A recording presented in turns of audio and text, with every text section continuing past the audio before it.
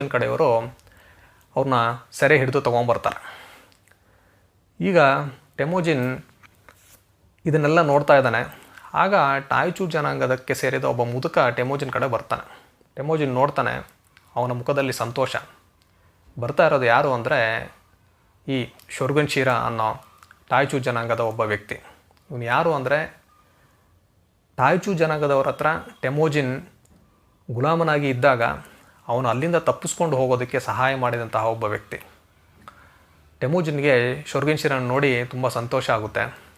ಅವನ ಹತ್ರ ಹೋಗಿ ಹೇಳ್ತಾನೆ, ನಿಮ್ಮನ್ನ ನೋಡಿ ನನಗೆ ತುಂಬ ಸಂತೋಷ ಆಯಿತು, ಇನ್ಮೇಲೆ ನೀವು ನನ್ನ ಜೊತೆನೇ ಇರಬೇಕು ಅಂತ ಹೇಳ್ತಾನೆ. ಶೋರ್ಗುನ್ ಶಿರಾ ಸರಿ ಅಂತ ಒಪ್ಕೊಳ್ತಾರೆ. ಅವನು ಅವ್ರನ್ನ ಕರ್ಕೊಂಡೋಗಿ, ನಾನು ನಿಮ್ಮ ಹತ್ರ ಒಂದು ವಿಷಯ ಕೇಳಬೇಕು ಅಂತ ಹೇಳ್ತಾನೆ. ಏನು ಅಂತ ಕೇಳ್ತಾರೆ. ನನ್ನ ಕುದುರೆಗೆ ಬಾಣ ಬಿಟ್ಟಿದ್ದು ಯಾರು ಅಂತ ಕೇಳ್ತಾನೆ. ಸ್ವಲ್ಪ ಶೋರ್ಗುನ್ ಶಿರಾಗೆ ಭಯ ಆಗುತ್ತೆ. ಯಾಕಂದರೆ ಆ ವ್ಯಕ್ತಿ ಇವನ ಸಂಬಂಧಿಕ. ಅವನು ಹೇಳ್ತಾನೆ, ಆ ವ್ಯಕ್ತಿ ಹೆಸರು ಜಿರ್ಕೋ ಅಂತ, ನನ್ನ ಸಂಬಂಧಿಕ ಅಂತ ಹೇಳ್ತಾನೆ.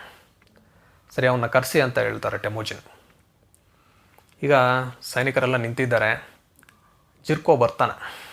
ಇನ್ನೇನು ಇವನ ಕತೆ ಮುಗೀತು ಅಷ್ಟೇ ಅಂತ ಎಲ್ಲರೂ ಅಂದ್ಕೊಳ್ತಾರೆ. ಈ ಜಿರ್ಕೋ ಅನ್ನೋ ಸೈನಿಕನ್ನ ಕರೆಸ್ತಾರೆ. ಅವನು ಬಂದು ಟೆಮುಜಿನ್ ಮುಂದೆ ನಿಂತ್ಕೊಳ್ತಾನೆ.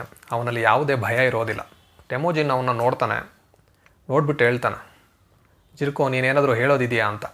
ಆಗ ಜಿರ್ಕೋ ಧೈರ್ಯವಾಗಿಯೇ ಹೇಳ್ತಾನೆ, ನೋಡಿ, ನೀವು ನನಗೆ ಮರಣದಂಡನೆಯನ್ನು ವಿಧಿಸಬಹುದು. ಒಂದು ವೇಳೆ ನೀವು ನನ್ನನ್ನು ಕ್ಷಮಿಸಿದ್ರೆ ನನ್ನ ಜೀವವಿರುವವರೆಗೂ ನಿಮಗೆ ವಿಶ್ವಾಸದಿಂದ ಇರ್ತೀನಿ, ನಿಮಗೋಸ್ಕರ ನಾನು ದುಡಿತೀನಿ ಅಂತ ಹೇಳ್ತಾನೆ. ಟೆಮುಜಿನ್ ನೋಡ್ತಾನೆ, ಕಣ್ಣಲ್ಲಿ ಯಾವುದೇ ಭಯ ಇಲ್ಲ, ತುಂಬ ಪ್ರಾಮಾಣಿಕವಾಗಿ ಮಾತಾಡ್ತಾ ಇದ್ದಾನೆ ಅಂದ್ಬಿಟ್ಟು ಅವನನ್ನೇ ನೋಡ್ತಾನೆ. ಎಲ್ಲರೂ ಭಯದಿಂದ ಟೆಮುಜಿನ್ ಏನು ಮಾಡ್ತಾನೋ ಅಂತ ನೋಡ್ತಾ ಇರ್ತಾರೆ.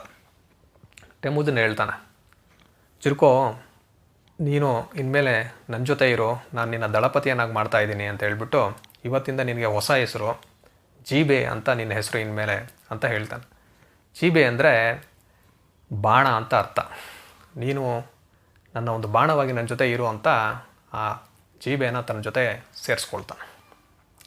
ಅದೇ ರೀತಿ ತಾನು ಟಾಯ್ಚು ಜನಾಂಗದವರ ಹತ್ರ ಚಿಕ್ಕ ವಯಸ್ಸಿದ್ದಾಗ ಗುಲಾಮನಾಗಿ ಇದ್ದಾಗ ತನ್ನನ್ನು ಹಿಂಸೆ ಮಾಡಿದ ಆ ಟಾಯ್ಚು ಜನಾಂಗದ ನಾಯಕ,